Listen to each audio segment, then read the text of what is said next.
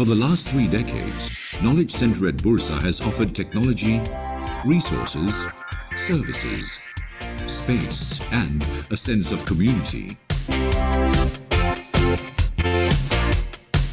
Since 1985, 14,000 titles have been collected, with care and attention to high financial literacy standards. In collaboration with a global community of institutions, we ensure access to the world's diverse intellectual and cultural economic heritage, as well as fast online services for connectivity to the financial world.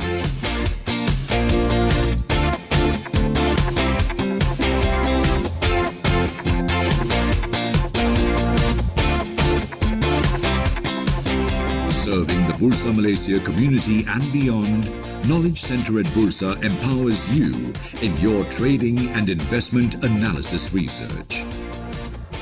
Financial information at my fingertips. Visit Knowledge Center at Bursa Malaysia today for the collections, for the services, for the sense of community.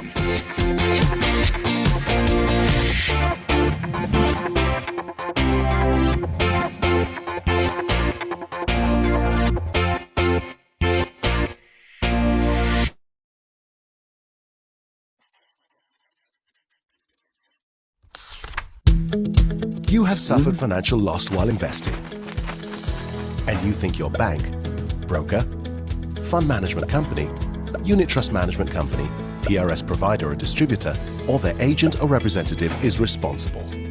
You need help sorting out the problem or want to seek redress. Where do you go? Sidrek is here to help you start the conversation and reach some resolution. First, lodge a formal complaint with a company that sold or offered you the unit trusts, shares, derivatives, or other capital market product or service. But you're not happy with their response. You have 180 days from their final written reply to come to Sidrek. Or if there's no written response, and it's been 90 days since you wrote to them, you don't need to wait longer. You may come to Sidrek even though you haven't received a final response yet. Sidrek first checks the eligibility of your claim. For example, is it within Sidrek's claim limit? Is it against a member of Sidrek? And so forth. If your case is eligible, we begin the dispute resolution process. All information in this process is confidential. We get both you and the member you're complaining against to sit with us and have a conversation.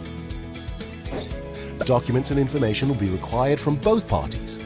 No lawyers are allowed in the mediation process, as we keep the discussions informal and private. Our mediators are impartial and will hear both sides out and help parties communicate constructively towards resolving the dispute. 2 outcomes are possible at this stage. Either both you and the member agree to a settlement, or you don't. If the both of you agree to a settlement, an agreement is signed and the mediation process ends successfully. But if both you and the member fail to reach a satisfactory resolution, mediation has thus failed. But don't worry, Sidrek then proceeds to the next stage, adjudication. During adjudication, parties are given the chance to provide any further information to help their case and ask each other further questions. Our adjudicator will then study and consider all facts and information provided, including the conduct of the parties, laws, and best industry practices, as well as what's fair and reasonable. Sidrek's adjudicator will then make a final decision on the dispute and the monetary claim. If the decision is in your favor, it could be a full award or a partial award for your claim. But if the decision isn't in your favor, then no award will be made. You, the investor, will still have a choice. If you reject the decision, Sidrek will simply close the case and you may seek other legal avenues for redress. If you choose to accept the decision, however, the member has to comply with it. Once the parties have confirmed compliance to the decision, Sidrek will close the case. So let Sidrek help start the conversation towards resolution. For more information, visit sidrek.com.my or call 03 2282 2280. Bursa Malaysia has been part of the Malaysian economic growth for over 4 decades. We have been working relentlessly to create a transparent, efficient, and vibrant stock exchange. While we've been working at building a vibrant marketplace, inclusivity and contributing towards economic growth, we have also channeled efforts and resources towards supporting the community at large. Shares to Share is one such effort, which has been developed to create positive impact towards society and the environment. To put it simply, Shares to Share is a transparent and easily accessible facility that enables investors to donate their listed securities or proceeds from the sale of their listed securities towards charity through Yayasan Bursa Malaysia. You can donate odd lots or even board lots. The funds from the sale of these shares will be channeled to approved charitable organisations and their respective initiatives or projects. Bursa Malaysia has waived its portion of the transfer fee, clearing and trading fees for all transactions that are conducted under Shares to Share. The participating brokers of Shares to Share have also agreed to waive their portion of the transfer fee and brokerage. The charitable organizations that have been selected have undergone the necessary due diligence process and have been duly approved by an independent selection committee. At least 500,000 populations live with some kind of disability. They are most of the time being left behind. We need to empower them, otherwise they will continue to be the liability. A lot of human resources wasted from this group of people. We provide a lot of support for persons with disability who are young adults and adults. We have a social enterprise called Project I'm Possible, where we managed to hire all persons with learning disability to work here. We have a cafe, bakery, weaving, and we have an art gallery. Purity of thought, word, and deed, that is action, is very important to be really successful. We must know some skills to be able to help us then paperwork. The grant from Shares to Share will be used for, one is sewing, handicraft, classical dance, and so on. Our patients have to be fed, they have to be looked after. We look out for any sort of disease they might develop, and also those unforeseen circumstances. Thanks to Bursa's initiative, we can be a little bit easy on our patients if they are family members.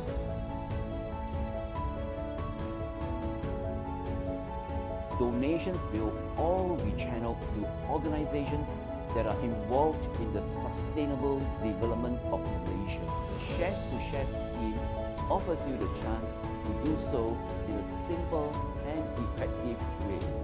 Bursa's Shares to Share allows us to do good by donating our shares to charities. To join us in making a difference to the society by donating your listed shares.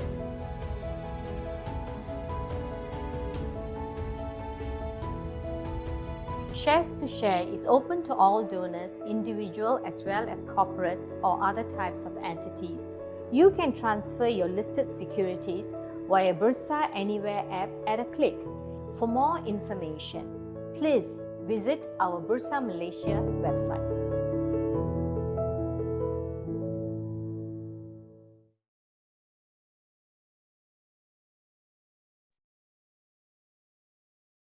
Hello everybody.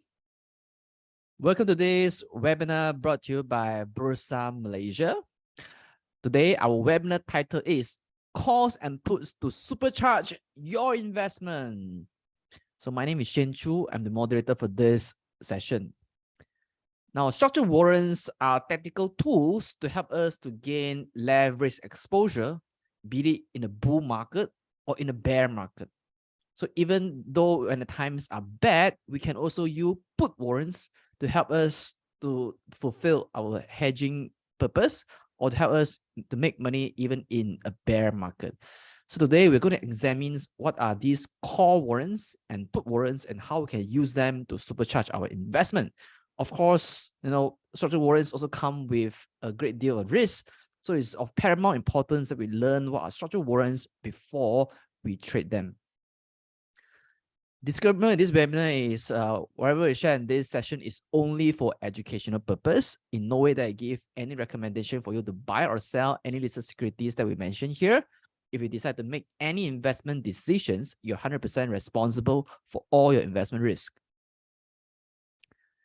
Allow me to briefly introduce our speaker today. He started off in the banking industry as a management associate, covering departments such as corporate banking, group strategy, and asset management. Currently, he's a senior analyst in the equity and commodity derivatives division of Maybank Investment Bank, which is a leading issuer of structured products and structured warrants in Malaysia. Notably, he has conducted more than 12 webinars and seminars with over 700 clients, even with only 1 year of financial market experience. On top of that, he's the core content curator for Maybank IB's Telegram channel, Trade with Maybank, catering to the readership of more than 10,000 subscribers. He's passionate about the market and has the zeal to educate investors. He holds a bachelor's degree in international business from Help University and a CMSR dual license holder for dealing in equities and derivatives in Malaysia. He's none other than Mr. Tucker. Tucker, how are you today? Hi, great. Thank you for the kind introduction, Shane. I'm happy to be here, and it's wonderful to see so many people attending this webinar tonight. So it's our honor to have you here today. So without further ado, let me just hand over the session to you. I will stop sharing my screen and you may take it over. All right. Thank you very much, Shane. So just give me a moment to share my screen. Okay, I think everyone can see my screen, which is the order of business for this evening, right? Yes, perfect. Okay, great. So without further ado, thank you very much, Shane, for introducing me. My name is Tucker. And like what Shane mentioned, structured warrants allow you to have an additional tool in your investment pocket, right? To supercharge your investments or even to hedge your portfolio. So today, I'll be going through how it supercharges your investments and what you should look out for before investing into structured warrants. And we'll go through some case studies of some call warrants, put warrants, as well as gaining access to foreign underlying, such as US and HK listed shares, or even US and Hong Kong indexes. All right. So today, the key thing that we'll be touching is trading of warrants and its significance in the market, because structured warrants provide you as an investor a unique and powerful way to enhance investment strategies, allowing yourself to take advantage of market fluctuations in a flexible and also controlled manner. So understanding warrants is like having an extra tool in your investment toolkit. It offers you opportunities to capitalize on market movements, manage risks, and also, of course, generate profits. And especially in today's ever-changing financial landscape, structured warrants provide a unique way for you to navigate market fluctuations and potentially achieve your investment goals. But like Shane mentioned earlier, the complexity and volatility of structured warrants trading require careful planning and thorough understanding of structured warrant.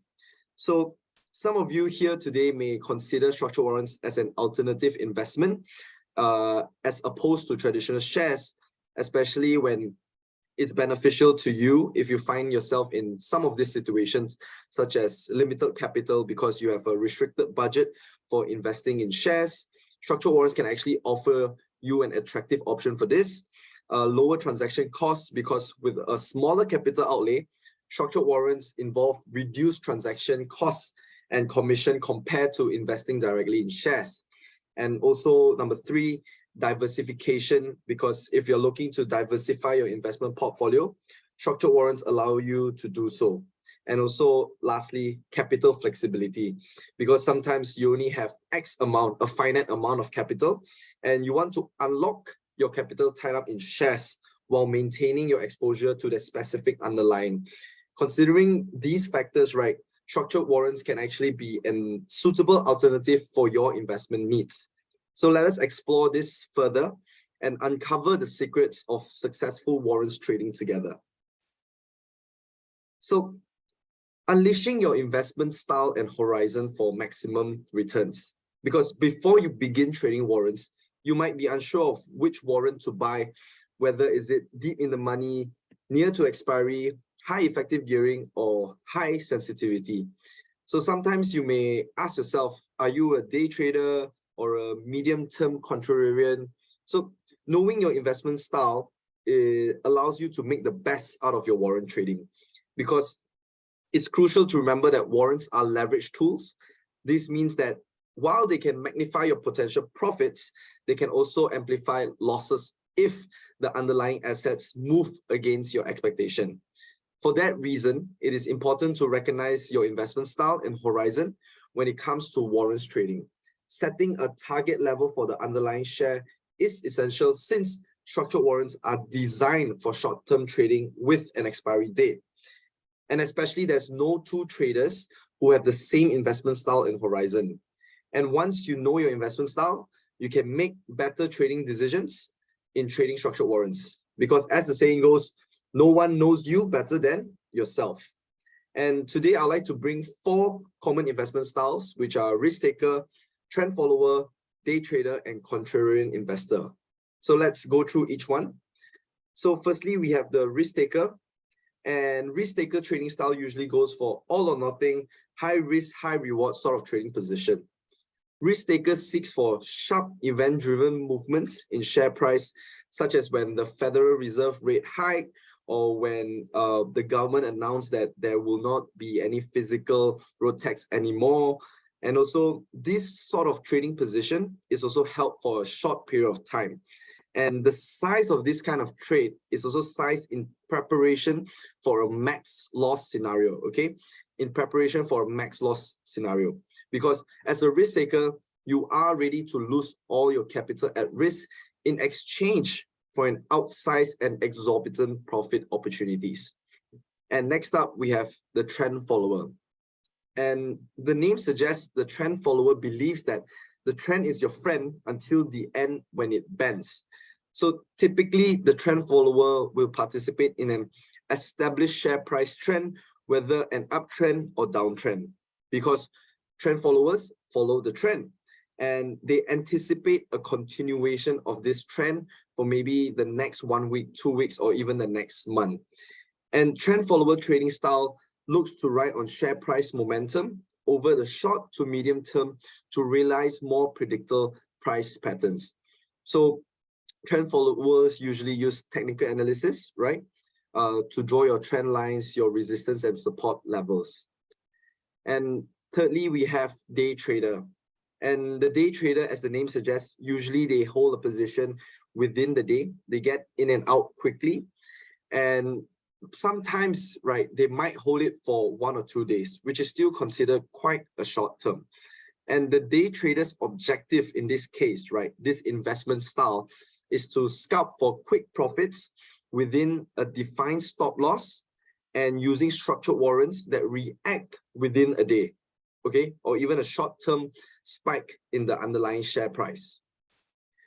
And of course, lastly, we have the contrarian investors. So contrary to popular belief, right, this is what the contrarian investors believes in, because they hold an opposing view of the expectations in the market right now.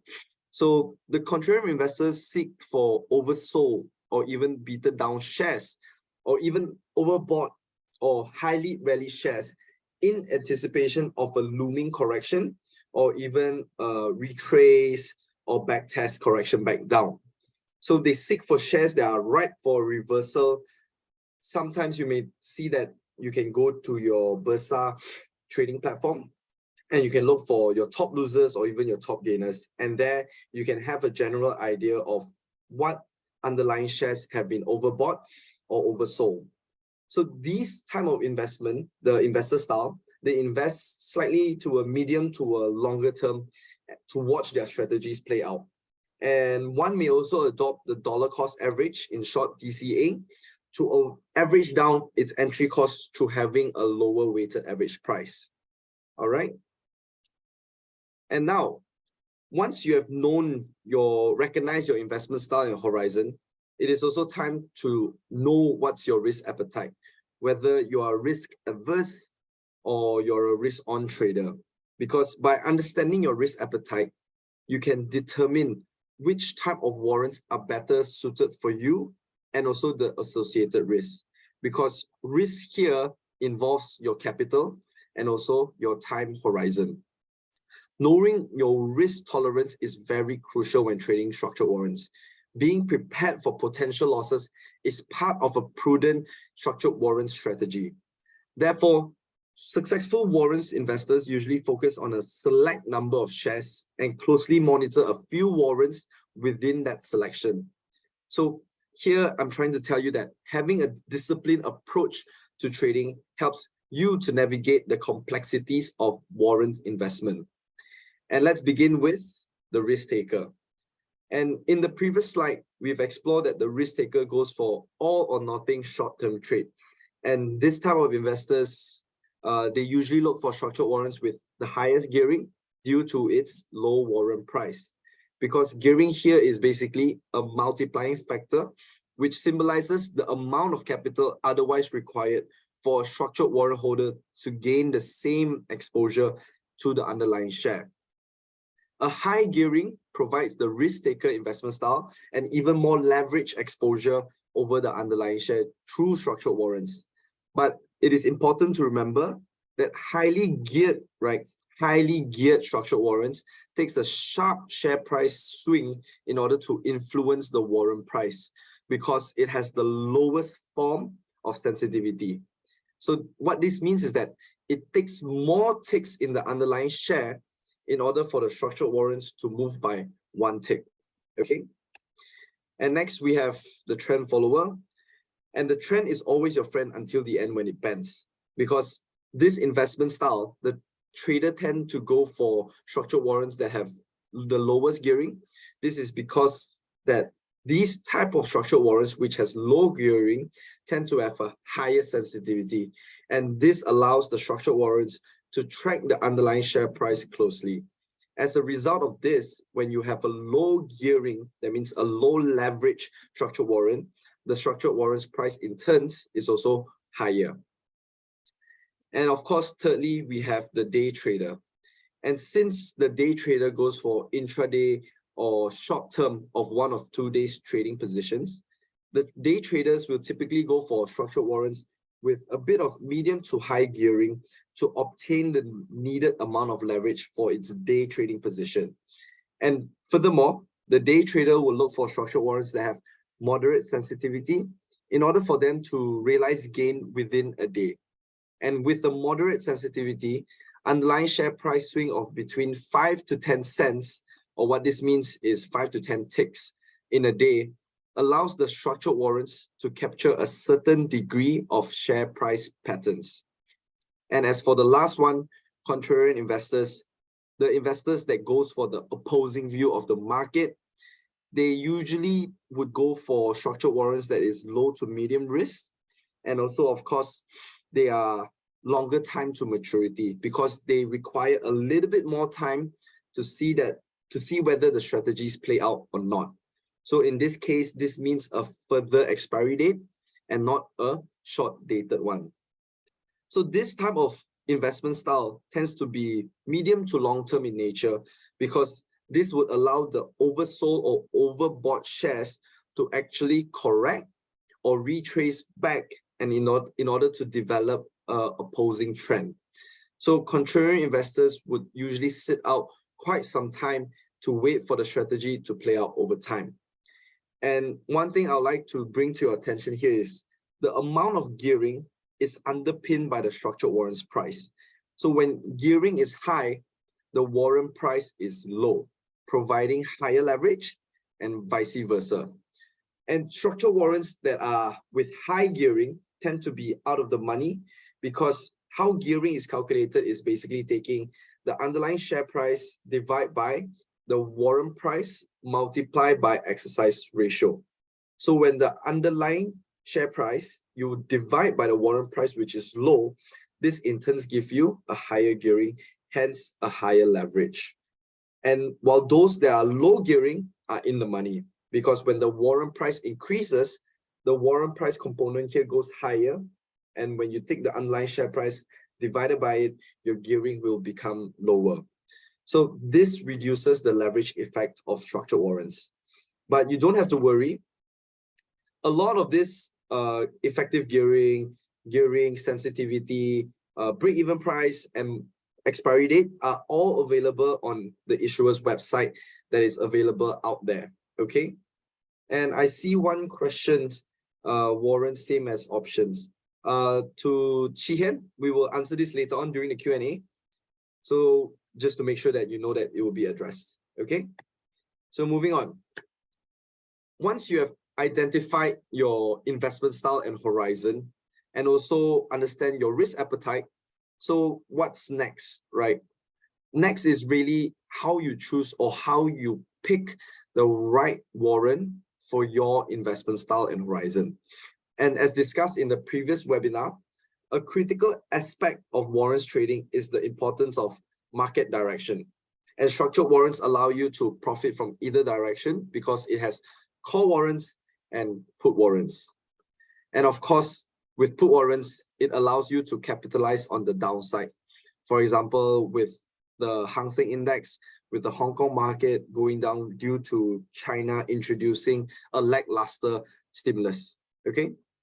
And this aspect here highlights the dynamic nature of warrants and the significant role that the market movements play in determining the success of your trade, okay? There are 4 key things that I'd like to share with you when you want to select your structured warrants. Number 1, options and timing. One of the key factors that can greatly influence the outcome of a warrants trade is the timing of your entry and exit. And unlike shares, warrants have a limited lifespan. So because warrants comes with an expiration date, you have to time your entry and exit by being aware of the expiry date. So this means you must carefully consider when to enter a trade to give yourself enough time for your investment thesis to play out.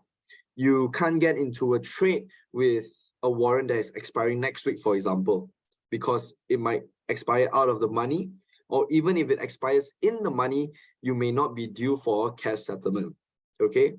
And number 2, expiration date matters, okay? A warrant's expiration date is like a ticking clock, because if your market prediction does not play out or materialize before the warrant expires, it may become worthless, like I mentioned. So this results in a loss of the premium you have paid, meaning to say the capital that you have forked out to buy the warrant, okay?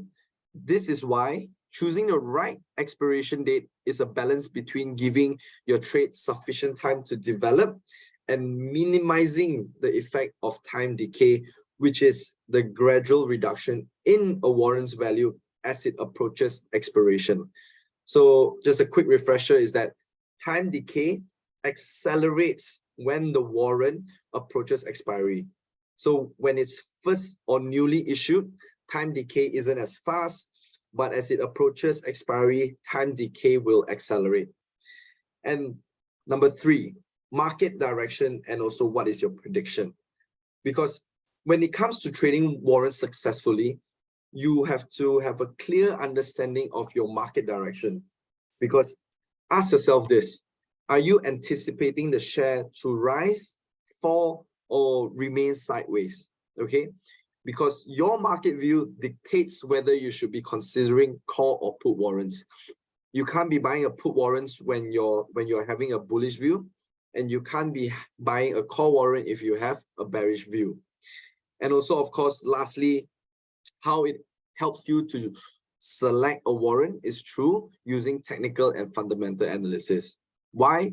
Because in order for you to make an informed market decision, investors often rely on a combination of technical analysis, which is studying the price charts and also pattern, as well as fundamental analysis, such as evaluating economic indicators, company performance, and also macro news. Because these 2, TA and FA, help you to inform your choices, giving you a better understanding of potential price movements and trend.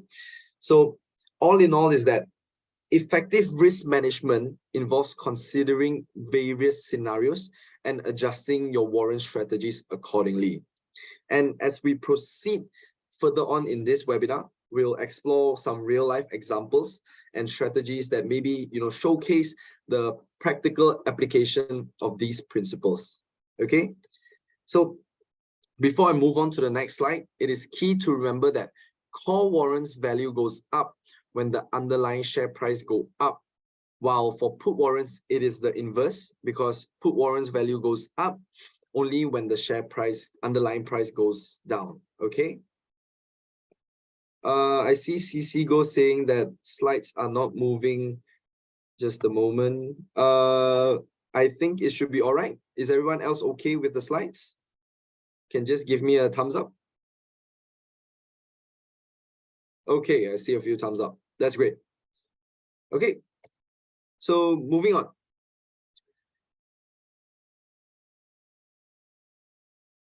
So by now, you have already understood your investment style, your horizon, your risk appetite, and also the difference or importance of having a market direction that is bullish or bearish. And once you have known that, you've already set your market view and already got your trading thesis. So what's next? So next here is to actually select the warrant that is fit for your trading thesis. And let's take an example of the recently hotly traded or most active underlying UEMS as an example. So on this screen here, you can see that on 21st June, UEMS Sunrise was actually highlighted as a technical accumulate by our senior chartist. And our senior chartist actually identified the resistance level being 30 cents and 35 cents, whereas the stop loss is placed at 24 cents. So on 21st June, UEMS opened at 26.5 cents and UEMS C82 bid was 2.5 cents. So at that point, UEMS provides you with a gearing of 21.2. And this represents the leverage that the warrant offers. Okay. And let's just say you enter into a position in UEMS C82 with 1,000 ringgit in capital. So this translates to roughly 40,000 units of UEMS C82. And with its exercise ratio of 0.5, this effectively gives you an exposure of 80,000 shares of UEMS. So with just 1,000 ringgit in capital, you are effectively gaining exposure to 80,000 shares of UEMS. Whereas if you were to use a 1,000 ringgit capital to purchase the UEMS share, you would end up with only 3,700 units of share. So on 3rd July, if you notice, UEMS recorded a traded volume of 10 million, and which is above the 20-day moving average. So on 10th July, okay, UEMS closed at its intraday high of 34 cents, which is almost to the second resistance level based on our senior chartist. So the volume also ballooned to 41 million. So typically, volume gives you a confirmation that the trend is intact, is in line, but you feel that the share price has rallied quite a fair bit and you like to close your position on this. So by utilizing UEMS C82 from entering from 21st June to 10 July, this would have resulted you in a profit of 300% because UEMS C82 bid went to 10 cents, right? While UEMS share would have returned 28.3%. So this showcases how a call warrant works when your direction of the underlying plays out correctly. So what about now, right? Maybe you have noticed that the market right now, that UEMS C82 price is almost the same as UEMS share price itself. Capital at risk would almost be identical at this point, while if you were to purchase UEMS C82, you run the risk of it expiring worthless. So might as well you purchase the share even because it doesn't have an expiry date. But recently there was a UEMS C87 as issued, and the price of it is only a fraction of UEMS shares price. So this allows you to limit your capital at risk if you wish to participate in the share price movement of UEMS. So let's just compare between the two call warrants term of UMS C82 and C87. Okay, so here this is a table between UMS C82 and C87 warrant terms. And let's just assume that the share price is trading at 0.53 cents. You may see that right off the bat, UMS C82 is deep in the money because its exercise price is 30 cents, while UMS C87 is considered slightly out the money of 2 cents. Okay, but given that UMS C87 is a recently listed warrant, the expiry date is next year, 28 June, while C82 is about to expire in about a month's time. So you can see that UMS C82 will have an accelerated time decay, which I will explain later on. So if you look at this too, the exercise price at 30 cents, which is deep in the money, as compared to C87 that is slightly out of the money, the deep in the money one would cost you a bit more because the warrant price will be higher, given that it's in the money, it has intrinsic value. Whereas for the C87, it only has time value, but though it's only slightly out the money. Okay, so in that case, UMS C87, the warrant price will be lower. Okay, and let's move on to exercise ratio. So you can see that the C82 has a lower exercise ratio of 0.5. So meaning to say, for every 1 unit of C82 you buy, you're effectively gaining exposure to 2 UMS share. But for C87, you notice that the exercise ratio is higher at 2. So what this means is that in order for you to replicate 1 UMS share exposure, you have to purchase 2 C87 warrants. So what is this exercise ratio? Exercise ratio main role is to divide 1 warrant into smaller units, making it cheaper for investors to enter. So for instance, 1 ringgit value warrant becomes 50 cents when the exercise ratio is 2. But the warrant exercise ratio is important when you want to calculate sensitivity, because the warrant's price sensitivity to underlying changes is gauged by delta per warrant. So what this means is lower exercise ratio means pricier warrants with higher delta, and higher ratio means cheaper warrants with lower delta. Because delta, you have to divide it by exercise ratio, you will get your delta per warrant, and that's how you effectively count sensitivity. So in essence, if you're looking for something that is more sensitive to the movement of the underlying, you should look out for exercise ratio that is a bit lower. Whereas if you want something cheaper from a price point, you can look for warrants that has a bit of a higher exercise ratio, because the absolute price of the warrants will be cheaper. Okay, so moving on to the delta. So delta, just to refresh your memory a bit, delta basically tells you the probability of this warrant expiring in the money. And given that UMS C82 is going to expire in about a month's time, and the exercise price is at 30 cents, while the market is at 53 cents, it has a 91.1% of delta, meaning that it is highly probable of it to expire in the money. But for C87, it's only 2 cents out of the money, and it has a 65.4% of delta. So you can see that the delta here tells you the probability of the call warrant expiring in the money. And of course, for call warrants, is from 0 to 100%. So the higher it is, the higher the probability of it expiring in the money. And that's what it's going to tell you, right? So delta increases when the call warrant gets deeper in the money. So one way to read delta sometimes is also that when your share price is higher than the exercise price, your delta will keep getting higher and higher. So in this case, if you remember just now when I mentioned the exercise ratio where we will have delta per warrant. So once it gets deeper and deeper in the money, your delta goes higher and higher. So your delta per warrant will also go higher. And this means that the sensitivity of the call warrant will also increases. So deeper in the money call warrants will behave like the underlying share as it approaches 100%. So therefore, you can see that the C82 in the market mimics the UEMS share price closely because it is very deep in the money. All right.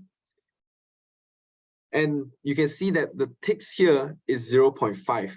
So what this means essentially is that for every 0.5% movement or lesser, UMS C82 will move up by 1 tick, whereas for the C87, it takes about 1.5 cents for it to move by 1 tick. So if you're looking to be a day trader or a trend follower, you can consider something like C82, whereas if you have a more longer term strategy, right? Such as, for example, UMS announced its results yesterday, and they have good prospects ahead, and you like to purchase now the warrant in anticipation of its next quarterly report.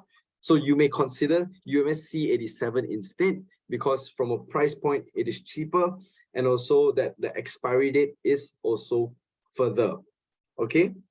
And one thing you can notice here is that there is something called implied volatility. Okay. What implied volatility here means is actually, it is used to actually compare the warrant price of similar warrants. Think of it like a PE of a company within the same sector. You can actually screen through the same warrants of the same underlying. And if you want to know whether it is expensive or not, relative to the other similar call warrants, you can look at its implied volatility, because implied volatility here means the anticipation of the market, right? The anticipation of the market of the future direction or movements of the underlying. So a higher implied volatility means more expensive, whereas a lower implied volatility means less expensive. Okay, so the higher the level, the more expensive the warrant, with considering other factors held constant. So it can be said here, C82 is more expensive than UMS C87, right? And one thing I'd like to highlight, a part of the premium and effective gearing, is the theta days. Remember how I said when a warrant approaches closer to its expiry date, the time decay accelerates.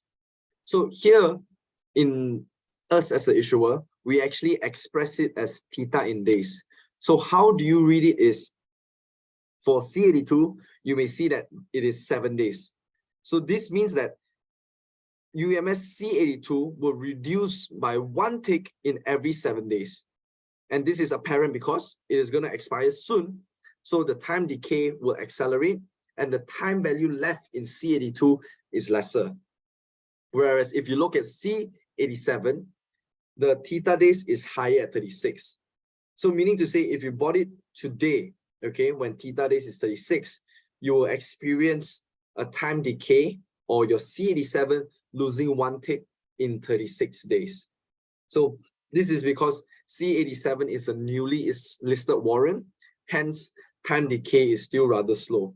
So if you don't believe me, you can actually keep a lookout on C87, and as it approaches next year, right, maybe May 2024, you may see that the theta days actually will reduce to a single digit.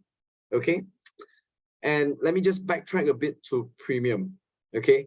As for premium, and it's also known as the break-even price, C82 has a lower premium than C87 at 2.5% versus 45.5%. What can be understood from this is that if you purchase UMS C82, UMS shares needs to only increase by 2.5% at maturity in order for you to achieve break-even. So as a consequence, it actually takes lesser for UMS C82 to achieve its break-even point as compared to C87. The reason being is because C87 has a higher exercise price, of 55 cents. And when you add on to the cost of purchasing the warrants, multiply by the exercise ratio, this would lead to a higher premium, hence a higher break-even point. So this is why sometimes some people, right, they may find that a higher break-even price deters them from purchasing the warrant. But it is important to remember that warrants are meant as a trading tool. It is not meant to be held until maturity. So the break-even price here should be in terms of your hierarchy, it should be the bottom few where you consider. Okay, so from this warrant terms here, three things that I would say that you have to consider when you want to select your warrants. Number one, sensitivity, because as a trader, you want a warrant that is sensitive to the underlying share, or some people may call it mother share. Number two, effective gearing. So effective gearing essentially here, C82 has 2.2 times while C87 has 1.9. What this means is for every 1% move in UEMS share, C82 will move 2.2%, whereas C87 will move 1.9%. So the second part of this is effective gearing, because you will want a warrant that provides you a leverage, a higher leverage. There's no point of purchasing at effective gearing of 1 times, because when the underlying move 1%, your warrant also only move 1%. So you are not gaining leverage out of this. So sometimes people are comfortable when they see effective gearing between 3 to 5. Anything higher, right, would mean that your gearing itself is too high. And gearing works as a double-edged sword, because if it moves 1%, you have an effective gearing of, let's say, 10 times, meaning to say your warrant will move 10% for every 1% movement. In your head right now, you might be thinking, you know, it's good because if the warrant price, if the share price goes up 1%, your warrant will move up 10%. But have you considered if the underlying share price move down 1%, your warrant price will also move down by 10%. So in this case, effective gearing, you can't be too obsessed of finding a warrant that is too high, because it will work against your trading strategy when your market expectation or direction is wrong. Okay, so there's sensitivity and effective gearing. And lastly, what I'd like to highlight is your expiry. Okay, your expiry date here, especially as a new warrant trader that is trying to get into trading warrants, I would suggest that you look at warrants that has a bit more time to expiry. So at least you can allow your trading thesis or trading strategies to play out before your warrants actually lose out to time decay. Okay, so these three, we would consider it, we call it SET, S-E-T, sensitivity, effective gearing, and time to expiry. Okay, so it's just really simple to remember. Ready, set, go.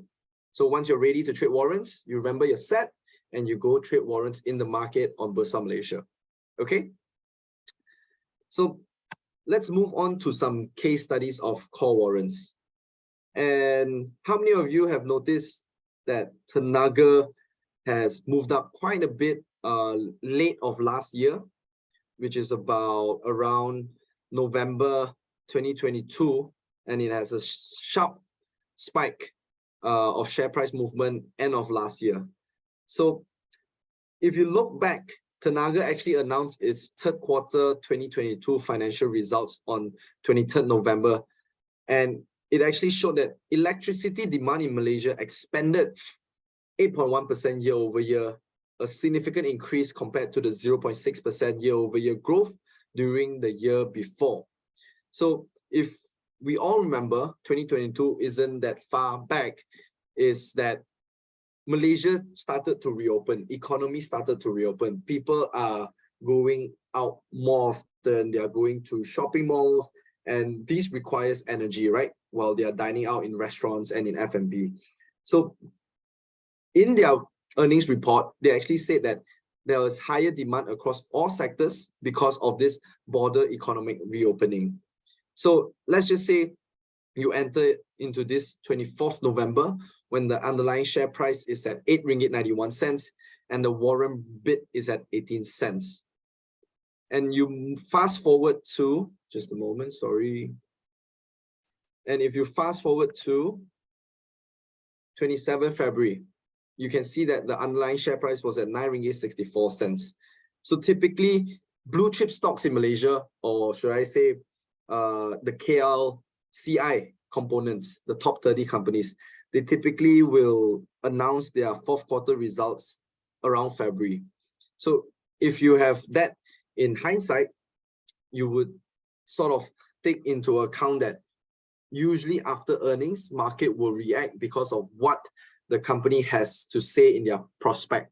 So Tenaga actually mentioned that they are cautious due to challenges like high fuel prices and inflation. And if some of you remember, that was when there's a geopolitical tension, there's war happening around, and there's a sudden spike in oil prices. So that caused costs for Tenaga to actually run business also to be higher. So between 23rd November to 27th February, if you were to help using the warrant, the call warrant here is Tenaga C1K, you can actually see yourself potentially gaining 33.3%, while Tenaga was at 8.2%. So you can see from a price point itself, Tenaga cost 8 ringgit 91 cents on 24th November. So to buy one lot is 891 ringgit, whereas for the warrant, to buy one lot is only 1 ringgit 80 cents. Okay, and when you were to sell, at the warrant bid of 24 cents. So in this case, you can actually realize about 30%, right? 30% of potential profit using the warrant as compared to Tenaga, where you purchase the underlying share for close to 1,000 ringgit for just one lot. Okay, but it is good to note that Tenaga is a defensive counter. It pays dividend. So if you are in it for the long term, you are a fundamental investors, then Tenaga as a blue chip company would serve the purpose.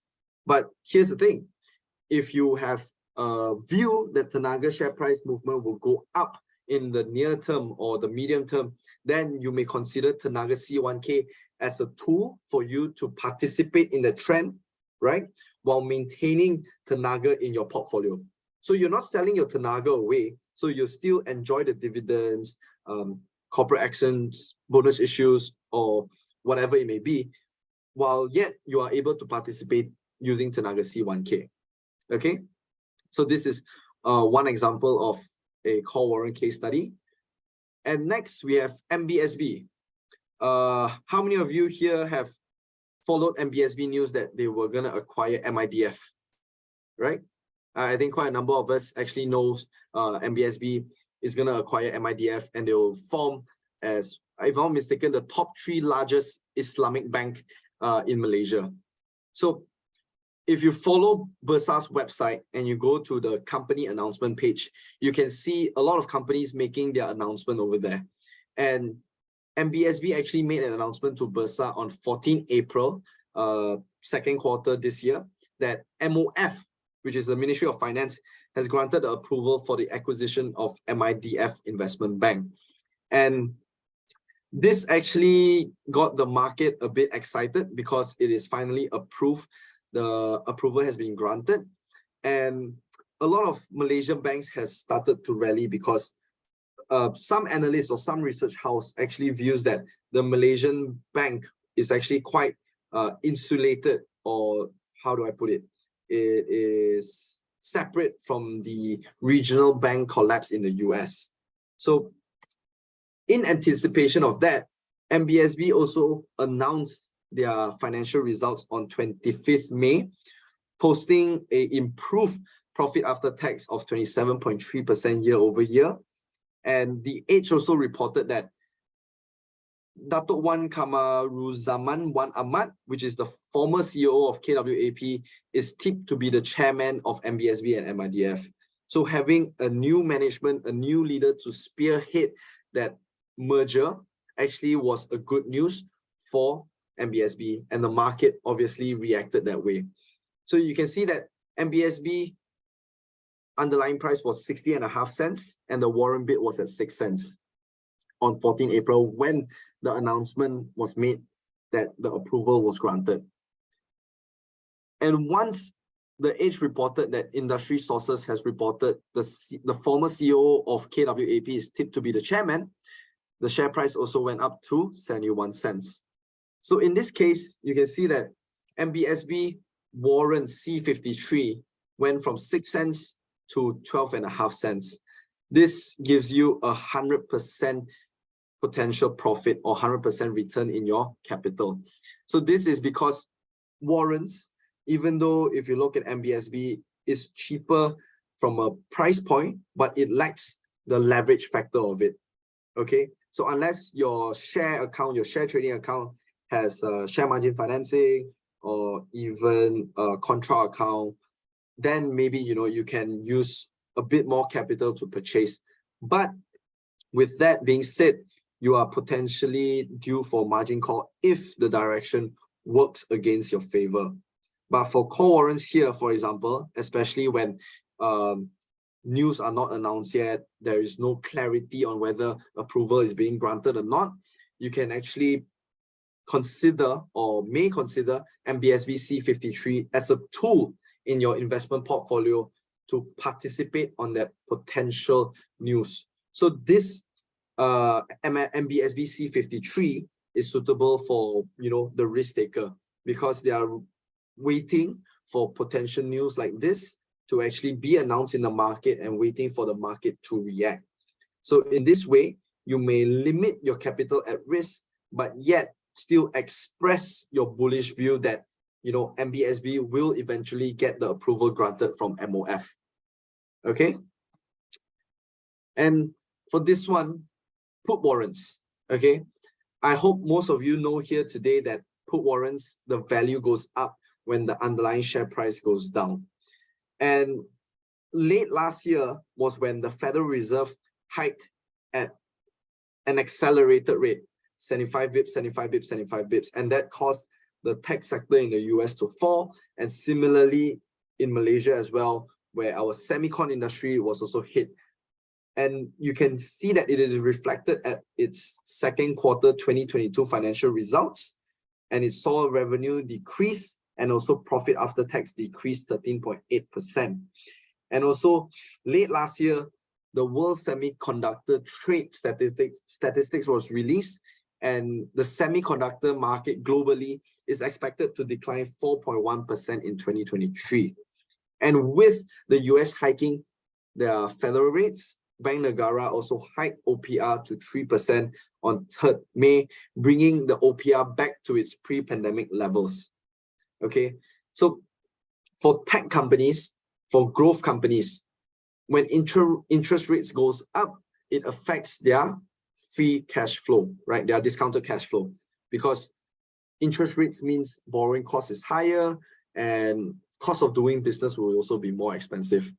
And in this case, you can see that from 24 February until 23rd May, right before their third quarter earnings will be released, you can see that the gray color lines behind is the underlying price and the yellow color line is the warrant price.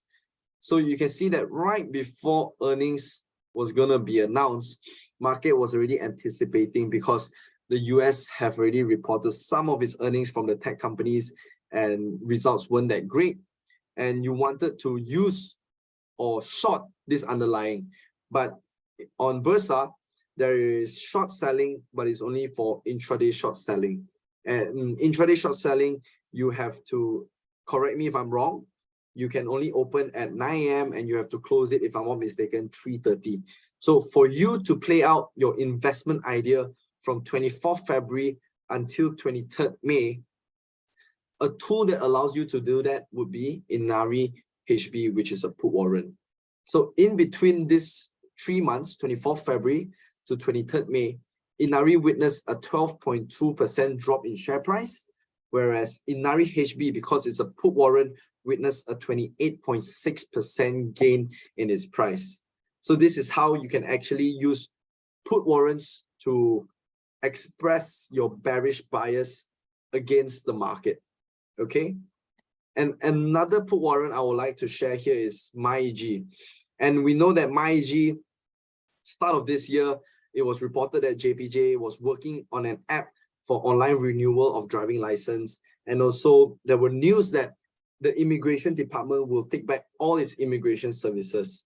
So that was reported over the weekend. And when MyEG was trading on 7th February, if I'm mistaken, it was a Tuesday, right? MyEG hits limit down, okay? And this is a very sharp share price swing, okay? And you can see that earlier in the year, MyEG price almost was 95 cents. It had quite a strong trend up to 95 cents. But what if you are a contrarian investor?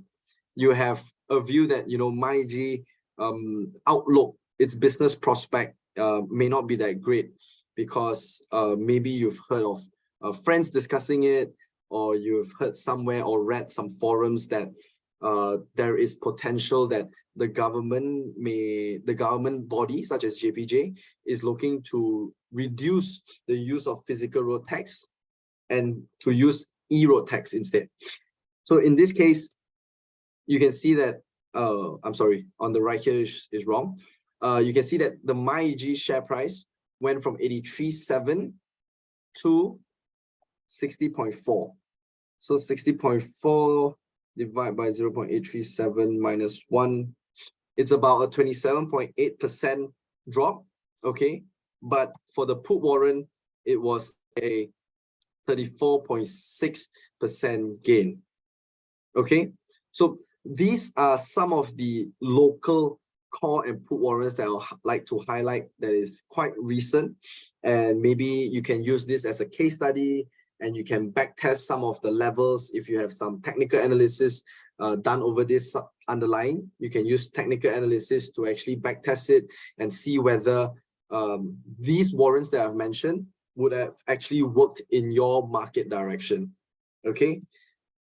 So on top of the local call warrants and put warrants, there are also other type of structured warrants available on Bursa Malaysia, because the more variety will lead to more opportunity. So right now in Bursa Malaysia, structured warrants aren't only issued over the local names, but of course also foreign shares such as the US and Hong Kong. And this provides investors like yourself access to foreign underlying share performance through structured warrants just by utilizing your local CDS account. And I also would like to point out that there are the index warrants that is highlighted in blue, which is the HSI, the A50, Hang Seng Tech, Dow Jones, Nasdaq, SP500, and of course, our FBM KLCI. So one thing to note that these index warrants, okay, Hang Seng Tech, Dow Jones, Nasdaq, and S&P 500, they track the futures except for the A50 China ETF, okay? This actually tracks the ETF that is listed on Hong Kong Exchange, okay? This is listed on Hong Kong Exchange. And I believe that most of you here today are quite familiar with the Hang Seng Index, with the famous names such as Baba, Tencent, and also maybe BYD. But maybe not so on the US indexes. So for those who are not familiar with the US indexes, such as Dow Jones, Nasdaq, and S&P, let me quickly run you through the three major indexes, okay? So the Dow Jones Dow Jones Industrial Average Index, also known as DJIA, is a gauge that considers the prices of 30 leading US companies, excluding transportation and utility sectors. So this index encompasses a diverse range of industries, and also apart from being a globally renowned stock indicator, it is also extensively cited to reflect the US stock market dynamics. So this is also one of the oldest yardstick of the US market, spanning to over a century. And as for Nasdaq, where we've seen it rally quite a fair bit year to date, it is also known as NDX, its abbreviation. and it stands out as a prominent index representing the large cap growth companies globally. It hosts some of the most innovative companies such as Apple, Google, Intel, and Tesla. So this index, NASDAQ 100 index, encompasses 100 of the largest non-financial US and international enterprises. Okay, it is non-financial, yeah, which are listed on the NASDAQ stock market, selected by their market value. So the composition actually spans diverse industry such as computer technology, software, telecommunication, retail, wholesale trade, as well as biotechnology. So one thing to remember is that NASDAQ excludes financial and investment firms from its components. And of course, lastly, we have S&P 500, also known as Standard & Poor's 500 Index. This is actually a widely recognized as the premier indicator for evaluating major US large cap stocks, and is amongst the most closely watched equity benchmark globally. And as of December 31st, 2020, more than 13.5 trillion is used as a reference against the S&P 500. Okay, and this S&P 500 comprised of 500, okay, 500 largest enterprises listed on both the New York Stock Exchange and the NASDAQ. So the notable names are like the usual suspects such as Apple, Amazon, Johnson & Johnson, Microsoft, and Meta. So this index, S&P 500, paints a comprehensive picture of the market performance. So now that we know the other types of structured warrants available, and it allows you to gain access to foreign underlying, but as to everything that is available to us, there is pros and cons to it. So let's just weigh the advantages and disadvantages of it in order to make a better informed investment decisions.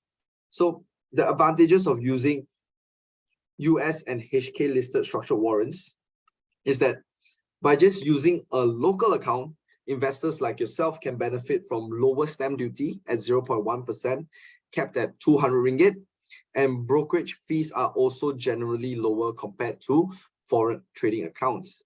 And number two is that investing in ringgit eliminates the need for you to convert your currency, which can be costly and time consuming. So this allows you to gain exposure to top US HK listed companies with a lower capital outlay.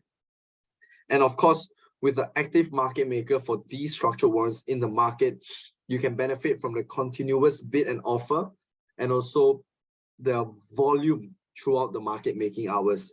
So the availability of a live matrix for these foreign underlying structured warrants promotes transparency as well, allowing you to time your entry and exit points more effectively.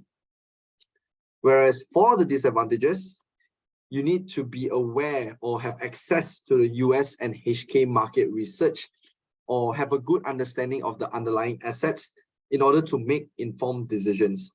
A lack of knowledge about the US and Hong Kong underlying assets can lead to poor investment decisions. And number two is that you have to be aware of the delay in the US and Hong Kong share prices feed that's available on online websites and even on Google search engine results page. And of course, lastly, there is a severe weather arrangement for the Hong Kong Stock Exchange, because Hong Kong Stock Exchange may suspend trading in the event of a severe weather. So therefore, investors must be prepared that the Hong Kong Exchange may halt trading session for the day if there's an announcement of severe weather. So all you need is actually a local CDS account, and you will actually see the similarities and differences here. So US and Hong Kong, of course, US will track US listed, Hong Kong would track Hong Kong listed. Both of it is settled and traded in ringgit, stamp duty 0.1%, capped at 200 ringgit. And the settlement style is cash, European option style, just like the Malaysia local warrants. And as for the live matrix, some issuers have live matrix available for both of it. And one difference I want to bring to your attention is the market making hours. That's a clear difference between the two, because although the Hong Kong structured warrants are listed on Bursa Malaysia, the market making hours for Hong Kong is different because it will follow the Hong Kong market timing. So Hong Kong market opens at 9:30 to 12, and we have a break between 12:30 till 2:30, whereas Hong Kong markets reopen from 1 onwards. So there is a timing difference, and since Bursa, we are listed on Bursa Malaysia, we will be adhering to the second session starting hour. So in this case, for the second session, you may notice that the hours for you to trade for the second session on Bursa Malaysia is shortened. Okay. And as for the US one, it remains the same hours as Bursa local shares, which is 9:01 to 12:30 and 2:31 to 4:45. Okay. So in order for you to really understand this, is that you can take a screenshot of this and just note of the market making hours, because you may still be able to trade these warrants when Bursa is open, but we as the market maker will not be placing our bid and ask prices and volume outside of our designated market hours, because you may be potentially buying from other participants in the market when it's outside of our market making hours. So one last example I would like to share is Tesla C3. So Tesla, of course, for you to buy one share, it costs you $166 US. But by using Tesla C3 as a call warrant, as a tool for you to gain exposure, your capital at risk is also lesser. But one thing to note here, why am I using Tesla, is because the share price of Tesla we'll be referencing is the prevailing market price, whether the closing price or the post-market prices. So throughout the day on Bursa Malaysia, you may notice that the bid-ask is fixed throughout the day, and there's rare cases where the bid-ask would actually move throughout the day. And you may ask that 4 p.m. Malaysia time is when the US pre-markets actually starts to open. Will the warrant price track that? The answer is no. We will always be taking the day before prices. So in this case, the US warrants listed in the market is much more for a longer period of time. You can't intraday the US listed warrants in this case. So obviously, from this example, you can see that Tesla actually had a really good rally up, because after Elon Musk purchased Twitter, a lot of Tesla investors felt like Elon Musk is stretching his resources too much. And when he announced that he has appointed a new CEO, Elon Musk will be able to free up his time to focus more on Tesla. And more positive news came in when Elon Musk visited China, and China foreign ministers told him that China is committed to improve the business environment for the investors. And of course, just last month, they announced their quarterly results, which were record sales of 466,000 cars delivered. So on top of the good news, and good news again, Tesla share price actually went up 69.8%, while Tesla C3 went up by 136.6%. So all in all, this is in essence how you should view the utility of structured warrants in the market, be it call warrants or put warrants, because understanding structured warrants, knowing your market direction, and knowing which warrant to use at which time and which one to select will essentially help you to supercharge your investment throughout your trading journey. And that's all from me. And now it's time for the Q&A. Thank you so much, Tucker, for doing this session for us. I personally like the session so much. I especially like the quadrants that you do to compare different type of warrants that are suitable for different type of traders. And also like how you talk about essentials of the warrants, understand when you compare the two warrants and how do we make better decisions by buying different warrants. If you have any question to ask our speaker today, please write them at the Q&A box, not the chat box, so we can better manage your questions. All right, so we have, say, 15 minutes left for the question and answer session. So, Tucker, just now you promised to address this question. Are warrants the same as options? Yes, thank you very much, Shane, for reminding. So are warrants same as option?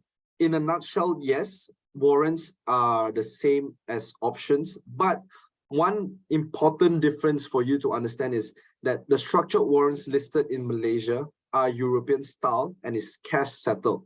Whereas the options, or sometimes you may find online on maybe some social media platform where they talk about options, they might be referring to American options, whereby it is OTC options, exchange traded options, where it's American style and is physical settled, meaning to say there is exchange of shares rather than cash. So for Malaysia, structured warrants is very important to remember that it is European style, only exercisable at maturity, and you won't be receiving shares when you exercise it, because it's only exercisable at maturity, and cash settlement is only due when it's in the money. Okay? All right. I hope that answered the questions. These are some small differences between options and warrants. All right. The next question is by Pradeep Nara. Hi, Tucker. Could you explain in what instances do a structured warrants not trade according to the live matrix? I noticed that the HSI CRF pricing is not following the live matrix lately. Is it due to being sold out of inventory? Okay, for this, I may not comment, but from my understanding, because HSI-CRF is not issued by us as an issue house, but from my understanding, when it doesn't follow live matrix prices, it could be due to several reasons where they are rolling over the future contracts for HSI. Because important to remember that the index warrants for HSI is actually referencing the futures and not the spot. So maybe it is that the contract that they are referring to is expiring, so it's not following the live matrix, or like what you mentioned, it is low inventory or it is sold out, hence it is not following the live matrix exactly. So it's important that you actually revert back to the issuer of this warrant to understand why is it not following the live matrix. It is best to get an answer from the issue house themselves. Okay. Best to refer to the issuer that issued this. The next question is by Lim. For the US warrants, the US market is not open during the Asian time. So how did this, foreign underlying warrants track the US mother share and move accordingly? And how do you do the hedging? Okay, great question actually, to be honest. For the US warrants that are listed in the market, you are right that the US market, for example, right now, the US market is actually gonna open. Pre-market is already trading.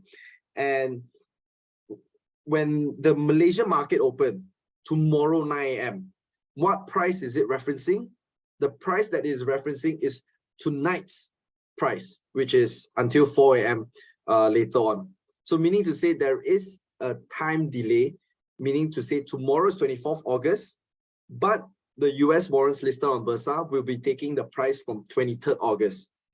So in this case, the warrant tracks the mother share based on only one prevailing market price, which is the closing price, for example.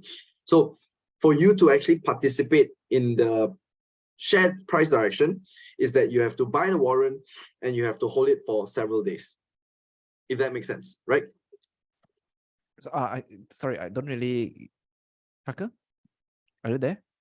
Yes, yes. Hi. Okay. Yeah, I don't really get you. Could you elaborate a bit? You mean tonight? So tonight US market is open. Yep. So tomorrow you'll be tracking the price tonight. Correct. Then so, the investor will have known what is the movement of the Tesla shares for tonight, right?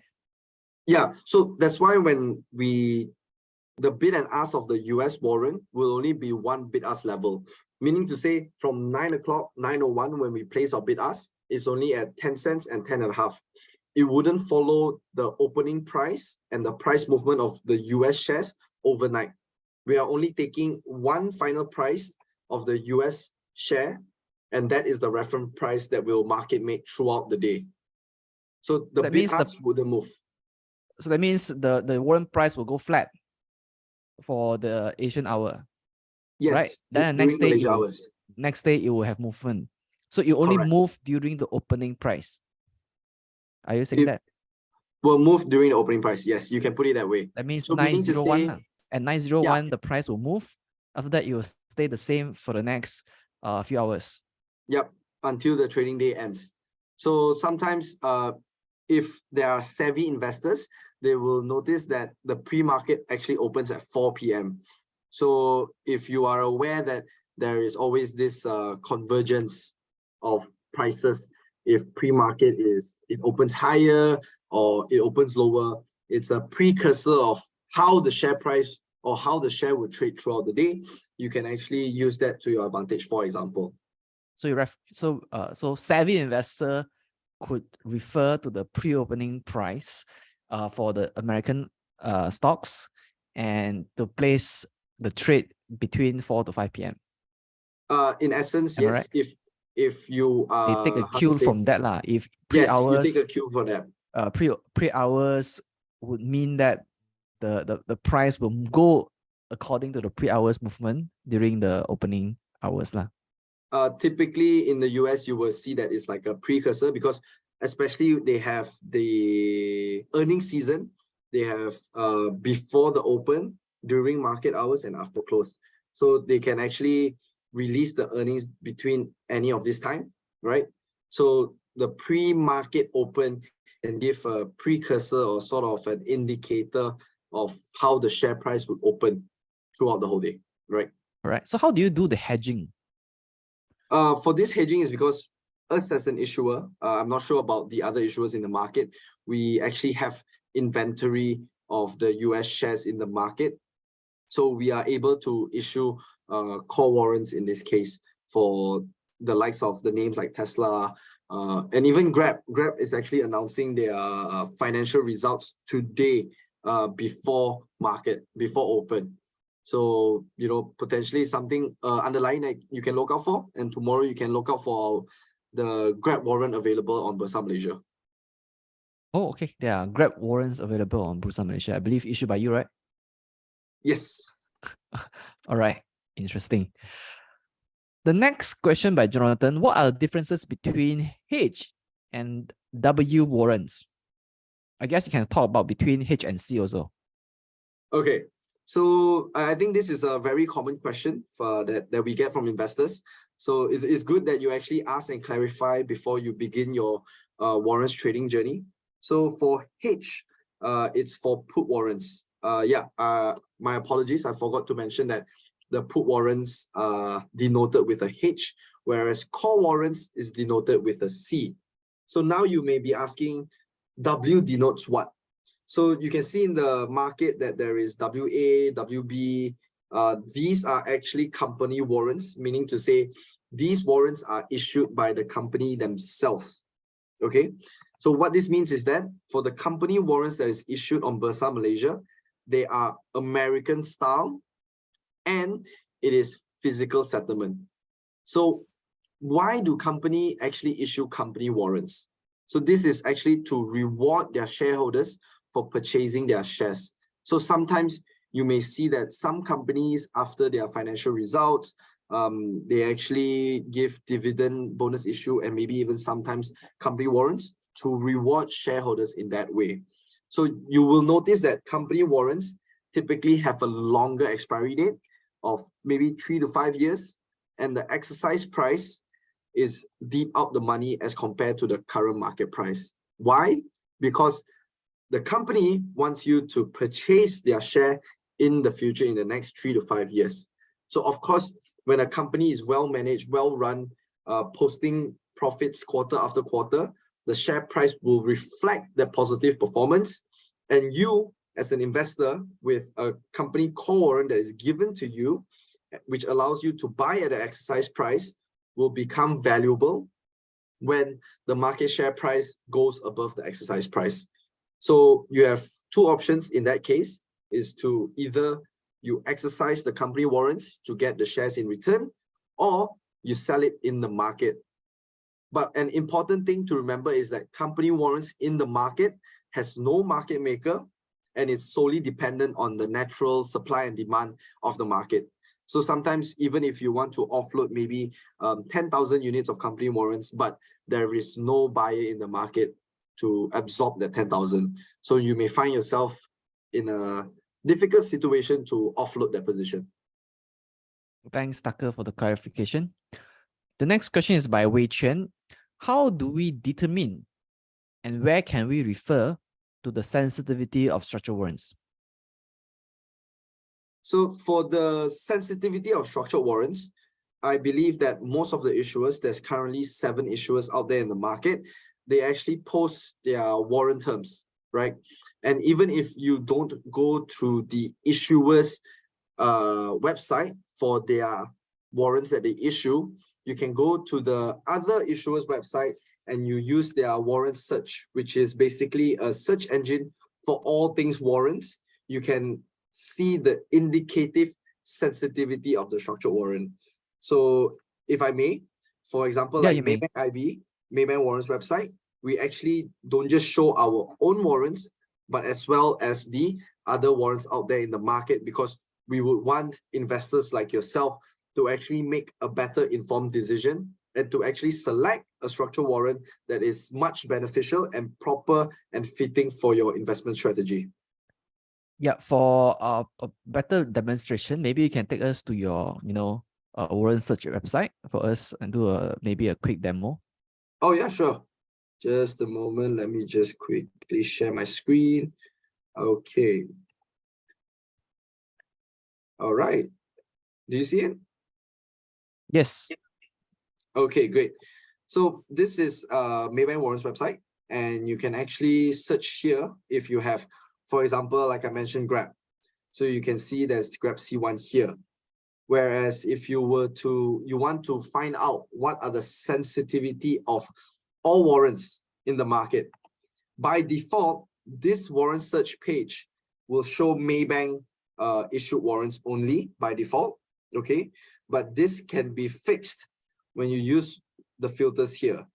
So you can remain the underlying the same, but if you go to this one and you select all issuers, okay, just a moment, okay, you may see that there is 931 structured warrants found. So here you can go down and you can find for the other issuers warrants, and you can of course sort by sensitivity as well. Yep, just a while. Yep.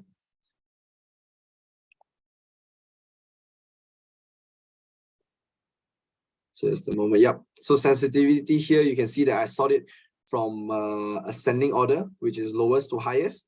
And MRCB C84 is one of it at 0.6, and you can see 1.2. So for this page, the default one is that the Maybank warrants will always be shown first before showing the other issuer ones. But if you want better customizability, is that I suggest that you click this download export as CSV. So once you have done that, you actually will be able to export this into an Excel file where you can filter and you can delete and remove warrants that you don't want to see that is actually noise when it comes to your selection process, right?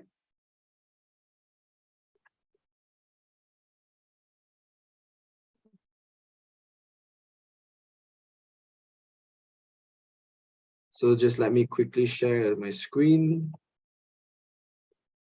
Okay, can you guys see the Excel file? Yes. Okay, great. So you can just make some quick amendments, add a filter.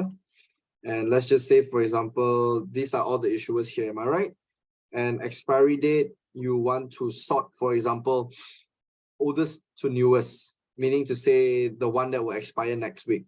So you can remove all this 28 August, which is next Monday, and this bunch 30th August that will expire on Wednesday.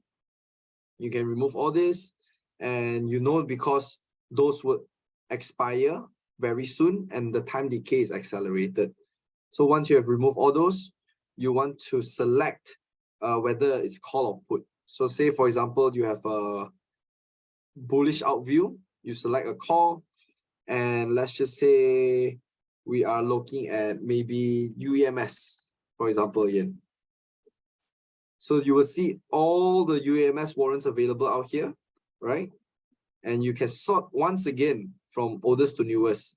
So you can see that the C82 is actually expiring 29 September, which is in about a month's time, whereas the C87 is 28 June, and C88 is even further out from expiry. So when it comes to selecting your warrants, we can perhaps remove this. Okay.